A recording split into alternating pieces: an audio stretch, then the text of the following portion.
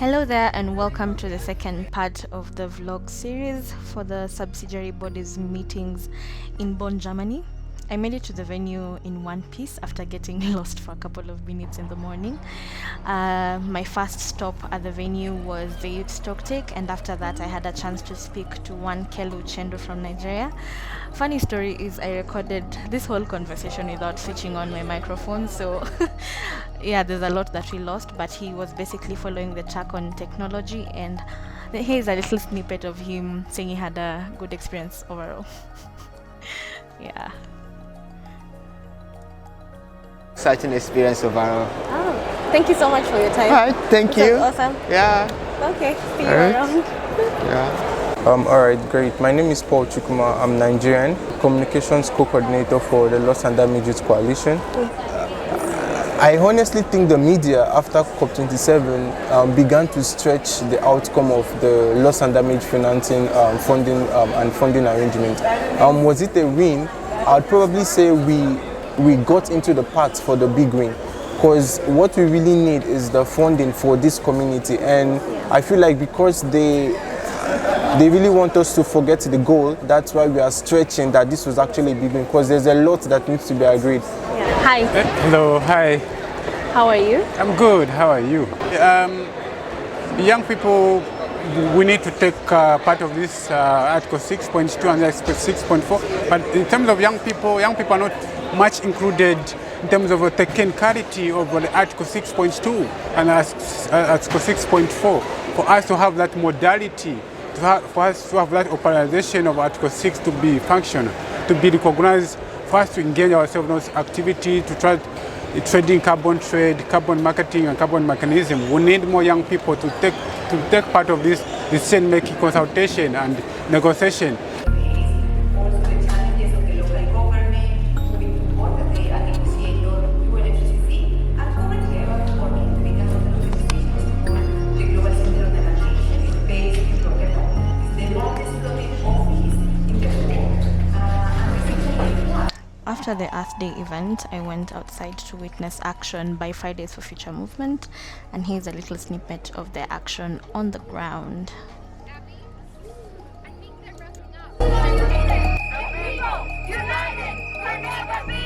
Sacrifice zones. And there are places within the global south where rich people live and they're protected from the impacts of the climate crisis and the impacts of the extractivist industries. We think equitable fossil fuel phase out is the language. Thank you, everyone. We are now going to begin our march. If everyone can line up over here, grab a banner. We are going to begin shortly, and it's going to be led by FFF Bonn, Fridays for Future Bonn.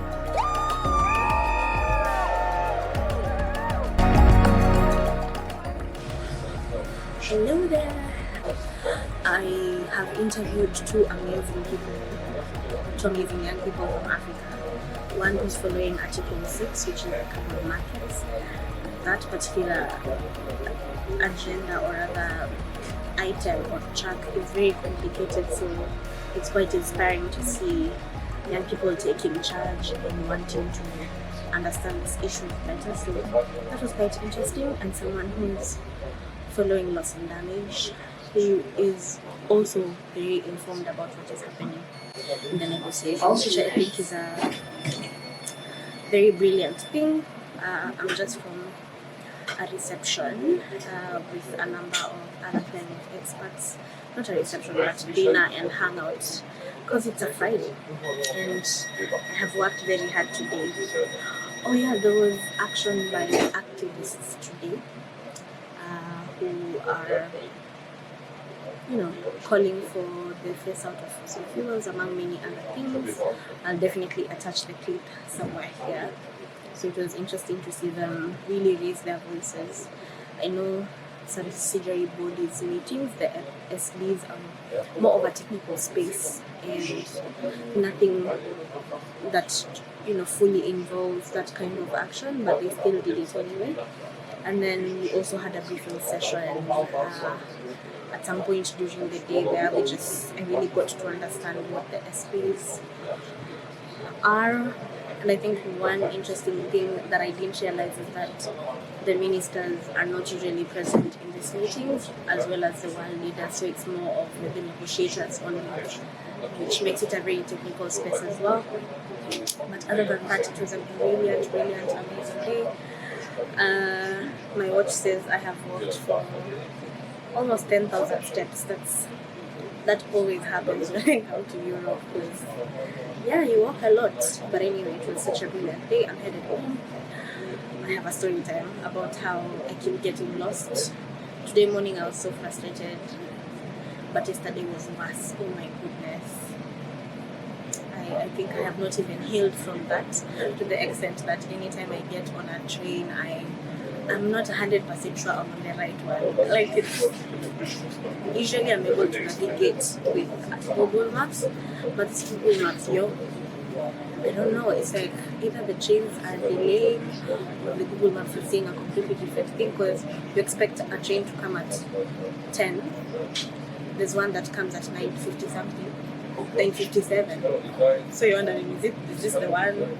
And then the right one that you're supposed to be on is delayed for another 10 minutes. So if you're not careful, you can find yourself in, I don't know, another part of the country. So I'm still traumatized by the amount of time I got lost yesterday. Yeah, but I'm sure this is my train home. Yeah, I hope. No, but I'm sure.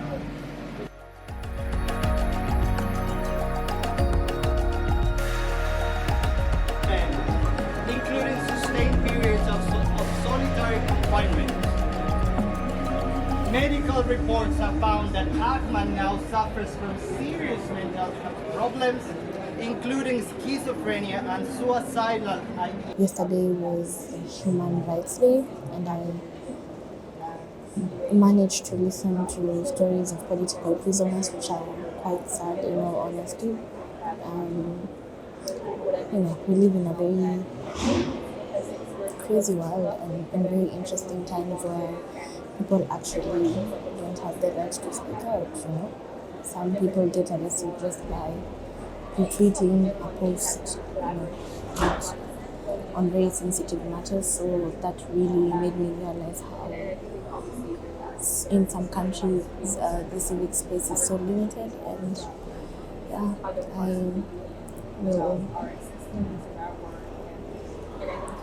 it was overall a sad experience.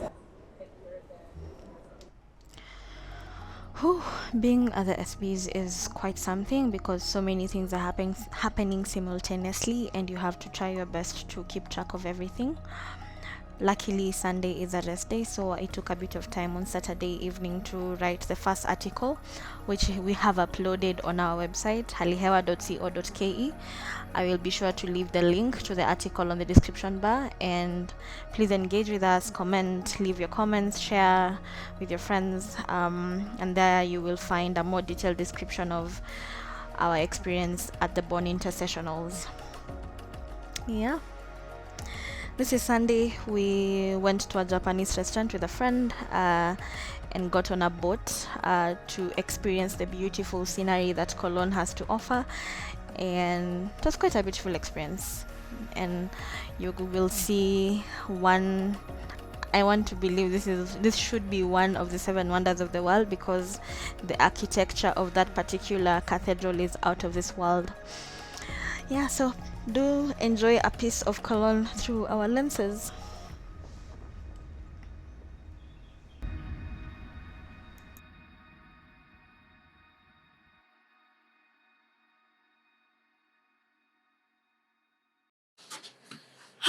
Good morning.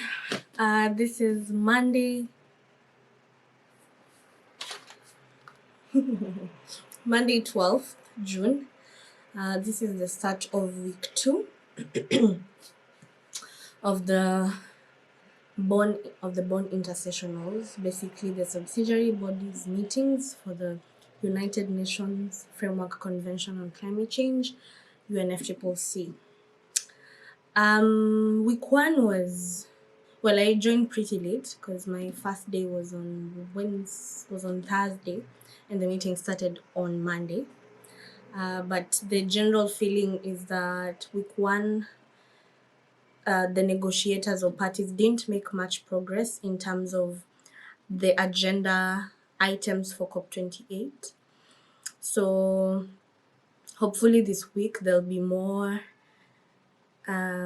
less conflict around what those agenda items should be, and they will settle on something that can be taken up at COP28. Secondly, the overall feeling is that the COP28 presidency did not necessarily take lead in making sure they've integrated what the agenda issues should be. Overall, people feel that they should step up, take leadership to make sure that by the time we are moving to COP28, all these issues are aligned and clear, so that we start thinking about what the COP28 package would look like.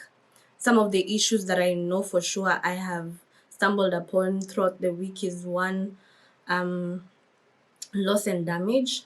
So there is a loss and damage finance now campaign that I shot slightly during the week. There was action by the Loss and Damage Youth Coalition, who are calling for the Loss and Damage Fund to be additional, not be given as debt, and accessible to communities that actually need it.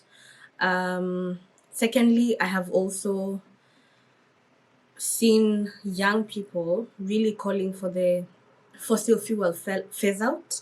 And I know, without saying much, it's already a contentious issue, being that we're going to the United Arab Emirates. So there's been a lot of action by young people from MAPA under the Fridays for Future movement. So calling out for fossil fuel phase out, stopping ECOP. ECOP is basically a project in East Africa, a pipeline project basically for oil, which young people are advocating against. Thirdly, I am aware that the mitigation work program is being undermined, and that definitely puts us at a risk of losing the 1.5, which is basically why we're all here trying to keep the temperatures below 1.5. And it's stipulated in the Paris Agreement that was signed adopted in 2015. And there isn't much progress around that particular agenda. And there's been lots of non-papers, basically discussions that are not necessarily gonna be taken anywhere. So I'm hoping that also this week that is going to move forward. This week I'm more curious to find out what is happening on global goal for adaptation, community resilience. From what I gathered last week, there isn't much progress on GGA, which is the global goal for adaptation. And I'm hopeful that this week there's gonna be progress on that. Because if I'm being honest, as people from Africa or from the African continent, adaptation is basically what we should be calling for, because climate change impacts are here with us and there's nothing we can do about it. But then how do we actually build resilience? And when we talk about adaptation, we're looking at doubling up the adaptation fund to ensure that communities actually build the resilience. And drawing from my experience last year, going to Isiolo County, where people of that particular community had not received rain for almost 2 years. So there's literally no food. So there's food insecurity issues, there's malnutrition in children. They have to walk for really long distances to get water.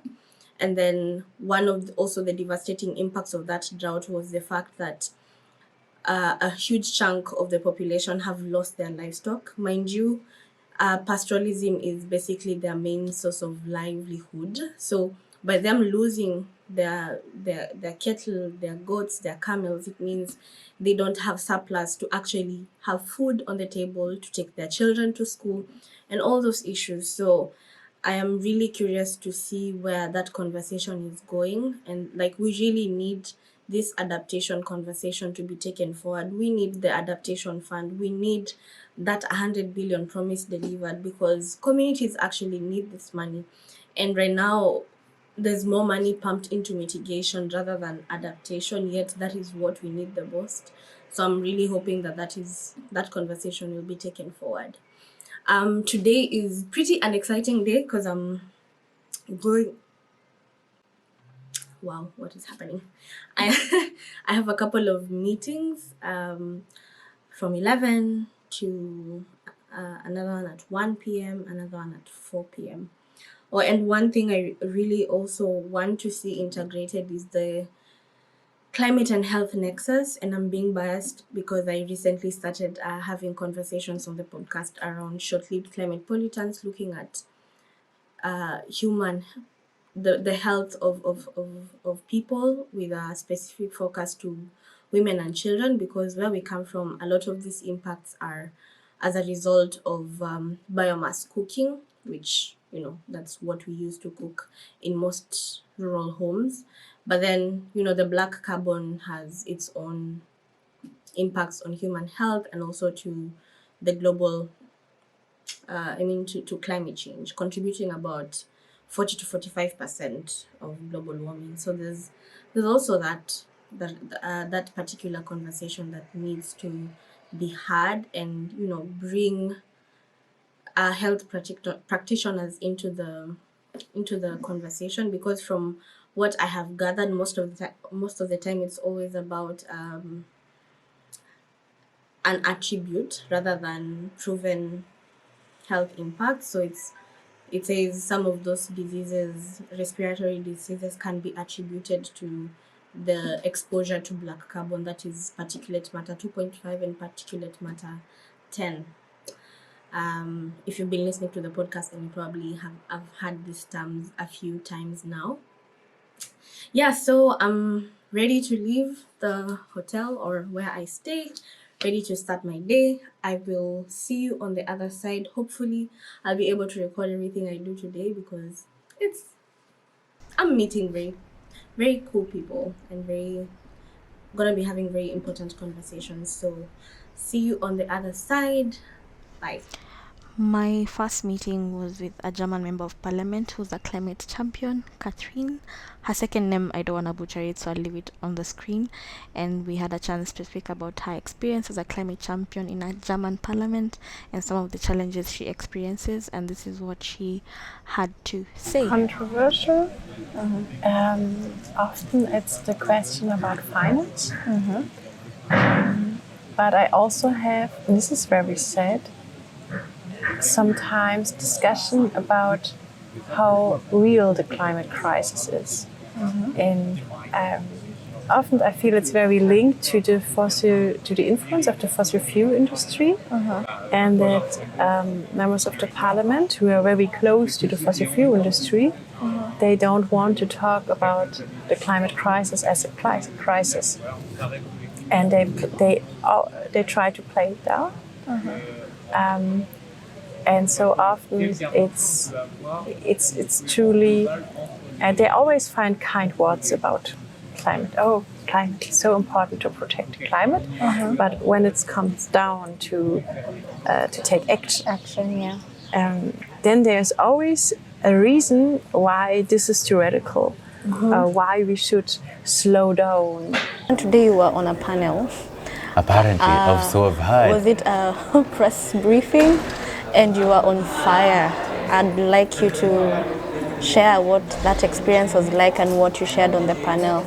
Yes, I was on a panel today, a press briefing with some youth climate justice organizers. Greta Thunberg was there, and negotiators from the lead negotiator from Colombia, and scientists from a researcher from climate analytics who talked about the reports they've just recently released. On the panel, I did talk about the need to phase out all oil and gas exploration and move to a just transition. And to that effect, I did call for a fossil fuel non-proliferation treaty, noting that the UNFCCC mechanism has failed to have strong language on phasing out of fossil fuels. So, previously, there has been language that has been around phasing down, and phasing down is not what we need to limit a global temperature rise below 1.5 degrees. Phasing out means we start by stopping all new oil and gas exploration, and then start phasing out existing fossil fuel projects, all while it's massively investing in renewable energy, especially in global south countries. Good afternoon. Hi. Hello. How are you? I'm good. Good, thank you. Please introduce yourself and tell us what you do. My name is Vishal Prasad. I am the campaign director of the Pacific Island Students Fighting Climate Change. We're a youth-led organization that is working to seek an advisory opinion from the International Court of Justice on the obligations of countries in relation to climate change. What Vishal has to share is really important, so I will post this in a completely different video so that we really support the campaign. Be sure to catch that as well. This is the last day at the Bonn Intercessionals here at the World Bonn Conference Center, or World Conference Center Bonn. And I don't know if you can tell, but I'm really exhausted. It's been an interesting 2 weeks. I only got here on the 8th, and some of the highlights for me were, one, the action from young people who are confidently calling out the system, calling out for fossil fuel phase out, calling out for loss and damage finance to be accessible to communities that need it the most. My other highlight is definitely meeting Simon Steele in a closed meeting where we had an opportunity to share what success looks like for us as we move to COP28. In terms of the issues that have disappointed me, I'd say it took so long for them to settle on an agenda. I mean, the agenda for the SBI and Substar, which was only decided upon yesterday. Another thing is that I am constantly realizing how slow this process is, because for a long time we worked towards getting a framework that sort of helps us understand or make the system work, but then there's a struggle between making the framework implementable and fast enough for communities that need it the most, who are experiencing the impacts of climate change. Drought is everywhere. We have forest fires, we have communities lacking food, communities lacking water, but then that does not really reflect in the decisions and in the process itself because it's taking too long.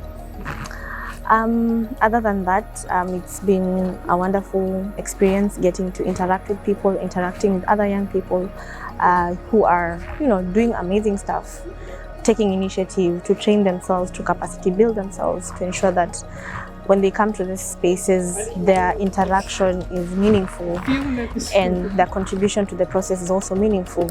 We had a youth stock take at the very beginning, which was last week on Wednesday, where young people really laid it out there what they want to see done differently in this process. And yeah, let's wait to hear what the closing plenary will say, because that is the decision that we are waiting to all hear. So I will see you once I have gotten a hang of what the closing ceremony is going to talk about and what the decisions are. So bye.